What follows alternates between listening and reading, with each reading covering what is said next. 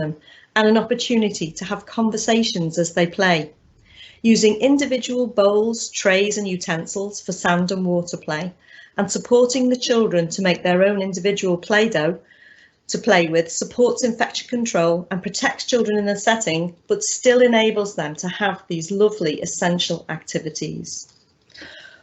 All these activities for children at home help to support children's emotional security and reduce stress as they see that the nursery and staff are still there. It gives them a sense of belonging as they are still included within the nursery community, albeit remotely. It helps to reduce anxiety about not going back to nursery, especially for those children transitioning to school in September, bringing comfort, familiarity and continuity. It's important here to say that activities can be adapted for different settings and thinking about the ages and stages of children, especially important for extended school children and childminders. We can send photographs of staff and children with permission so parents and carers can talk about them and what is happening in nursery. Children can access them when they want by making scrapbooks of photographs at home. Photos of staff at home with their children and pets could become a discussion point in nursery and reassure children that those members of staff are still there but in their own homes for a time. Some nurseries have developed connection bags or packs which include photos of perhaps a key worker, maybe include a favourite book, toy or game, and recipes for Play-Doh and simple baking, ideas for activities at age and stage appropriate. You could post these out, email them, or hand over as parents come to collect children. Activities support children's behaviour such as Play-Doh, baking together, water play, blowing bubbles, balloon play, active play outdoors and indoors. It's important to maintain a routine to give children stability and control over their day, including quiet times and rest times. It's really important for staff and children to have downtime during the day.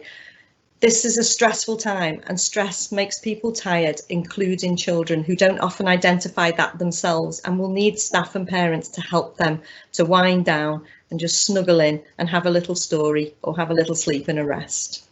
Puppets and role play also help children and staff to create situations of anxiety in a safe place and support children to work through them in a way they can understand. It's important to contact parents for regular updates and offer support for children's behaviour, explaining how they might be feeling and suggestions for activities to support them. Support families to contact each other if they want to. Be aware of data being shared and getting permission for this beforehand. Some parents might like to have virtual play dates, etc. Look at your key groups. Think about, are children with friends or those they are at least familiar with if possible? Families will be anxious at this time. It's important to be flexible to meet their needs. For example, staggered drop-off and pick-up times will create a calmer environment with less anxiety around social distancing and giving time for parents to share information if they need to. They can also share information by telephone and internet. Try and maintain that open door policy as much as possible, even though it may be virtually. Send pictures of the children playing happily in the setting. This will reassure parents, especially if they have had to move their child to a new and different setting. It may be hard for some children to be handed over at the door when they are used to parents bringing them into their rooms. Is there a safe place for parents to come in if their child is upset? Think about transitions at the beginning and end of the day session and how these can be supported, even if they are different to usual. Again, with all these activities, they can be adapted for different settings and age groups. Older children may need a different type of support as their understanding of the situation is different to younger children. They may need more one-to-one and group conversations to support their anxiety. For example, extended school provisions. Just look at our environment a little bit more closely. As Pip mentioned before, some children who've been at home may have a lack of space both indoors and outdoors, and this can have a negative impact on physical and mental health. Suggest activities that can be done inside and outside to maintain physical activity, being aware of space limitations, hide and seek, action rhymes that can be done in a small space, movement to music again in a small space, ring games, for example, round and round the garden, farmers in the den. Simple den making activities using household objects, i.e. chairs, tables, sheets, pegs, cushions, etc. Growing veg from carrot tops, watercress using absorbent paper and a container, planting seeds and watching them grow on a windowsill or a container outside. This can be a connective activity where a nursery may post out seeds or encourage families to plant seeds and they plant them in the nursery and you can watch their progress together. Blowing bubbles, playing with balloons, obstacle courses indoors and outside, which can be big or small, flexible to space restraints. Loose parts, den making outside and in, making models and creation with household objects, boxes, fabrics, etc. Open-ended painting with water if paints are not available. Use squeezy bottles to spray water patterns outside. Making musical instruments with household objects. Support children's interests in the nursery, both new children and those already there. This is really important for a sense of belonging and security, familiarity of what they know and like at this time. As Pip said before, Hungry Little Minds website and Tiny Happy People websites have lots of ideas at home and for activities at home and supporting parent carers who are feeling tired, stressed and overwhelmed. So if you can make them aware of these websites, that would be really helpful to them. The children still need spaces where they can snuggle in and relax with a book with a member of staff or a parent. These are even more important now. Just remember your infection control measures to keep areas clean and safe for children. Routine should be in place to support washing and cleaning of areas and resources such as books between settings to protect children and staff, but still enable them to access them. Involving children in routine so they feel control of their environment and what is happening to them. Involving them in conversations about why it's important to keep things clean and wash their hands. Making routines fun. Hand washing can be a game with music and songs to encourage children to wash their hands and staff to join in, role modelling and supporting the children. Getting out in the fresh air as much as possible, ideally within the setting, rotating to allow for small groups to access separately and ensuring equipment is clean between sessions. Playing active games such as bear hunts, parachute games, setting up obstacle courses, etc. If you have to go outside into the local area, be aware of social distancing, avoid crowded and busy areas, washing hands before and after going out. Extended schools using school playgrounds and fields will need to look at how they support groups of children to play safely here. Settling in again is really important at this time, but again, difficult. Supporting the settling in process for new children and parents, getting info online, by video and telephone as much as possible before the settling in process actually starts. Can you arrange a safe place for face-to-face meetings to enable children and parents to spend time in the nursery for settling in visits? Again, think about safe distancing and introducing the new children, perhaps to a small group of children, hand washing, using spare rooms or space so parents and children are able to be integrated safely into the environment, protecting them and others around them, but allowing them to feel included until the parent is happy to leave their child. Keep in touch with the parent once they've left their child with lots of photos and phone calls to reassure parents that they're still okay. Introduce games to help children make connections with each other and staff. This is for new children and children who are with other children and staff they are unfamiliar with. Visual clues will also support children's understanding of changes in routines and knowing what is happening now and next for them, and it will help reduce stress throughout the day. Continue to support your children with additional needs and contact the SEND team for support. They are still there for you. Ensure an inclusive environment is available for all children so they're able to access activities that are available. Transition again is a point that causes stress with children at the moment. Support children and families who are due to transition to school in September. Keep in touch with schools to arrange transition meetings, phone calls as soon as they are able. Work with the school and parents to exchange photos of teachers perhaps and the school classrooms if possible, so children and parents know where they will be going and who they will meet there. Support parents with activities to prepare preschool children for school. Simple things, for example, getting dressed themselves, helping to prepare their lunch, routines such as washing hands after going to the toilet before eating, etc. Encourage independence when doing everyday tasks at home. Talk about school and how exciting it will be and that you will be able to see the nursery again at some point to say goodbye, but also to know that children can visit the nursery once they've started school. Children's Wellbeing Questionnaire that staff can give to parents supporting transition back into the setting is due to be sent out shortly, as Pip said. This should help you to prepare for children returning to nursery after lockdown and know what needs to be put in place to support their individual needs. Also, we would suggest a staggered intake to give children time to adapt to the nursery again. Now let's look at staff wellbeing. Staff need to know what is expected of them and feel valued. Check on staff members regularly, both in and out of the setting, by planning meetings in the setting and by telephone or internet as appropriate. Ask open questions, i.e., how are you adapting to the changes? What plans do you have moving forward? And how can we help you with your anxieties? Record information discussed with staff and work through action plans with them to support coming back to work, continuing work and addressing specific issues. Help staff to take responsibility and ownership for their actions moving forward, and always include them in planning for change as the lockdown eases and the setting opens up to more children again, as this will help to relieve some anxieties. Managers need to look at staff's work and home life to identify support causes of anxiety, stress and depression. Supervision should give staff the opportunity to discuss issues at home and in the workplace that are causing them difficulties. For example, workload, change, relationship problems at home, at work, health issues and financial problems. Be aware of financial implications for already lower paid staff if their wages have been cut when on furlough, or their partner may have lost their job, also had a wage reduction. Ask if they are okay financially, and if not, offer support through helplines and professional bodies. The Wirral helpline is available and the Food Hub.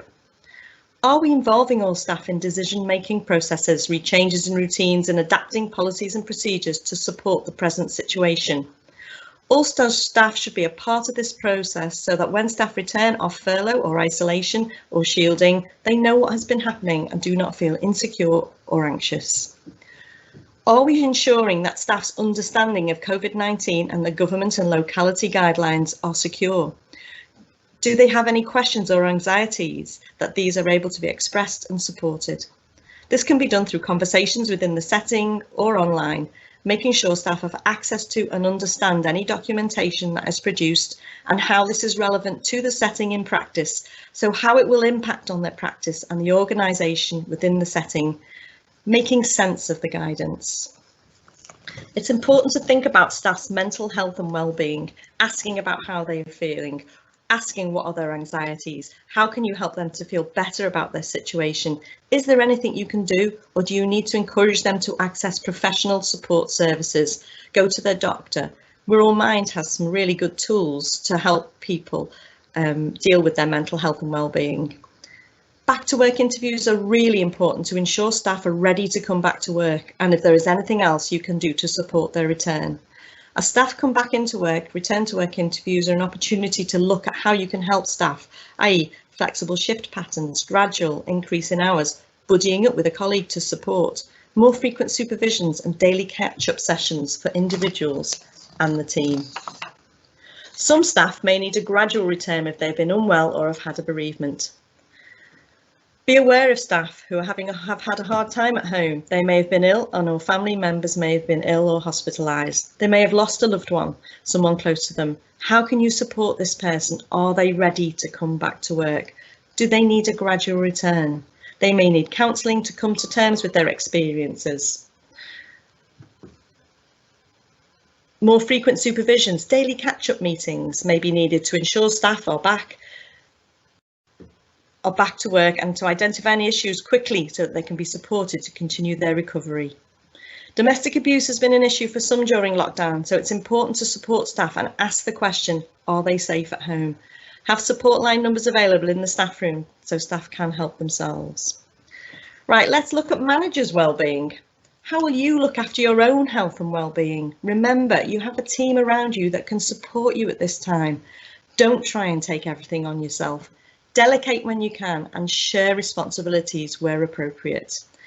Take time out when you can to recharge and relax away from the setting and away from your responsibilities. Access support from owners and management committees if you can, and if you have any anxieties or need resources to support you. Access support from the Quality Improvement and Training team, the business team and the SEND team. Even if it's just to talk through an issue, get a different perspective, help you to make a decision. See if there's any documentation we can give you to help, i.e. the wellbeing questionnaire. Get ideas for your own documentation that you may be putting together, how you can get your setting ready for reopening, welcoming more children as lockdown eases, getting some safeguarding advice and guidance. Remember, we're here to help you. Please get in touch if you need to. Review practice with your team and make adjustments. What is working and what is creating more anxiety? What can you change to support staff, children, and remain safe in your practice re-COVID-19? It's important to talk to your staff and work together as a team at this time more than ever. Be clear about everyone's responsibilities and ensure you are not doing all the work and nobody is overloaded, including yourself. Changing routines and cleaning schedules, etc. may be needed to maintain safety, but it has to be manageable for everyone, including you as a manager. If it is not, what can you do to change this and still maintain safety? This is the advice you give to your staff. Remember, you can always give to yourself. Access professional organisations for help if you need to. The NZNA, Early Years Alliance, PACEY, etc. all have a variety of support tools you need. Visit your GP if you need to. If you're feeling anxious, you need to access organisations such as mine to have tools to help support you to manage your feelings. The last little bit here is about safeguarding. The usual safeguarding procedures are still in place for child protection. You can still contact the integrated front door, obviously, and police in an emergency. Make sure staff, parents and children are safeguarded at all times. Refer to government guidelines on infection control, undertake your risk assessments, which will need to be reviewed as guidance changes and staffing ratios and environments change. Ensure no parents or staff or children come into the setting with symptoms and make this clear by asking questions as parents drop off and start on a daily basis and include in your policies and procedures. Ensure PPE is available if needed, should a child show symptoms when in the nursery, and a space for them to be cared for until picked up. Prepare for this beforehand. Don't wait until it happens. Put policies and procedures in place that ensure safe distancing at drop-off pickup times, washing hands and cleaning surface and resources throughout the day for everyone on site. Be aware of changes in children and adults' behaviours. Although these could be due to the coronavirus pandemic, there could be other reasons. Risk of abuse and domestic abuse in lockdown has risen. It's really important to refer to the integrated front door if you feel a child is being abused. Refer to your usual safeguarding policies for child protection. Just because there has been a pandemic and you may be distracted by this, it's important to still remember that the child protection protocols and looking for changes in behaviour and being aware of children who may be being abused in some way. You could please refer to your Safeguarding Partnership website. That has a lot of information for you. It has a COVID-19 impact on children and young people document. There's a children's guide to coronavirus, which may be useful for older children. And there's a new dedicated helpline for children who feel unsafe or worried. The number for that is 808 196 4147. Cheshire and Wirral Partnership NHS Trust, CWP, have new mental health helpline for people of all ages, including children and young people.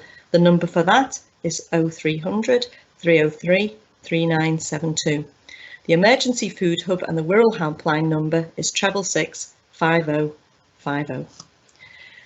We hope you will have found this information helpful, and it has helped to give you some ideas to help you as you move forward in the coming weeks and months. Remember, please don't hesitate to contact our team should you need any further support. And now I'll pass you back to Pip.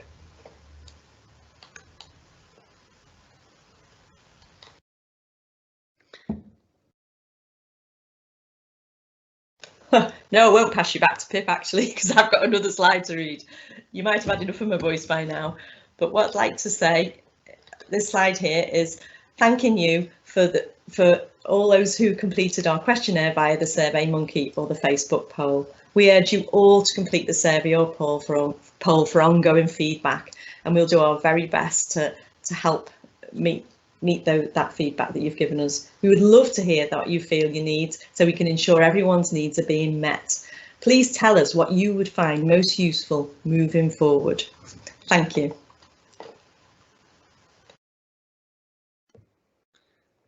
Okay, just a bit of an update about what we've been doing and what's available out there. We've got up to date 3, we call them 5-minute briefings. It might be about 10 minutes, but I'm sure that's not too much of a stretch. We've got 3 available at the moment, 1 on transition, 1 on children's wellbeing and 1 on parent partnership, and they're available through those YouTube links that are there. If you want the live link, then just pop us an email and we'll send it to you, but those are the links and they'll come out on the slides when we publish them. First aid, we know that during the initial stages of the pandemic, first aid requirements were relaxed as long as you had people in the setting, and again with reopening settings, ensuring you've got somebody with first aid on the premises. If first aid training is required as a matter of urgency, we do know that there are some people delivering first aid training face-to-face. Obviously there's an online session, but there's also some face-to-face within COVID secure environment. So if you do require first aid training, please let us know, because we potentially could put a group of people together to be able to access that training. Karen's already mentioned there about the safeguarding. Please ensure you access the Safeguarding Partnership website for local updates. Okay, thanks, Dan.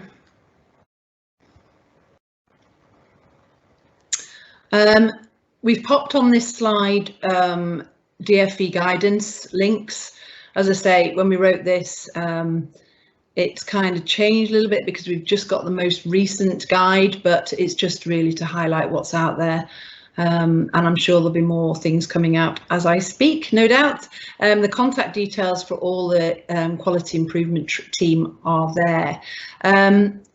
Just before we go to the final slides today, I'm going to be able to whiz through just for a couple of minutes some of the questions that have come out that have really come from what we've talked about today. And hopefully we'll address some of the queries that some of you might have in your head that you haven't actually written on the Q&A board. Let me just scroll up to the top. The first question there, I was talking about group sizes and the guidance, and I completely agree. The guidance was a little bit vague in that it said about children being groups of no more than 8 children and the maximum group size being 16, which was a little bit confusing. And having had a meeting with managers for the local authority, we've come to the understanding that what the guidance means is, as I said before, that children should not be in those bubbles with more than 8 children. Again, when you think about it and we put our common sense hats on, we recognise that actually to manage a group of 8 children could be quite difficult depending on the children within that group of 8, and therefore use your knowledge of the children and their different demands within that group to decide what your maximum group may be. And again, that maximum group might change depending on, you know, which bubble they're working with. It depends on the children. The next statement says that the group can be up to 16 children, and what we're reading it as, and what we all agreed was as, that it's in a room. There shouldn't be any more than 16 children in a room. Therefore, out of those 16, you could potentially have 2 groups of 8, or, you know, smaller groups if necessary, if you've got the staffing to cover that. So, yeah, I agree. The guidance is a little bit grey for that, but we're recommending that the children are in no more than 8, a bubble of 8 children in that small area, which you're going to cordon off for them to stay for the day or for the length of time they're with you. But the room would have 16 children. Again, this very much depends on the size of the room, the setup of your environment and so on. But that's how we're interpreting that guidance. The next question there is, what about children? Is the LA providing a template for a risk assessment? Yes, absolutely. That's coming out, hopefully to come out today or within the next 2 days. And with that, there will be a site operating procedure template as well, so it can develop your plan. We've also sent out, I mentioned the parental questionnaire. All of these documents are templates. You can make them, personalise them to your setting. They are not just there for you just to fill in and continue with. Read through them, check them. Thinking about the parental questionnaire, there was a statement in it, and if I can just scroll down, that says ensuring the safety of children and staff. And as one of you very kindly mentioned, actually that's probably a little bit, we should actually say minimise the risk to children and staff, because none of us can ensure we or the staff or anybody in Sainsbury's supermarket are going to be secure and safe. So we're doing the utmost we can to minimise the risk. As I say, any of these documents that you receive from us are templates. They are not just to be sent out per se. Read them and personalise them to match what you are doing in your setting to create the environment for your children and your families. There was a query about PPE and about shielded people. The guidance recommends that shielded at present, the people who are on the shielded list do not return to work. And even if you're not actually planning to open on the 1st of June, and it might be yet later on in the year, we can't make a decision about shielded people. We will wait for further guidance about the shielded community and when it would be appropriate for those people to return to a work setting.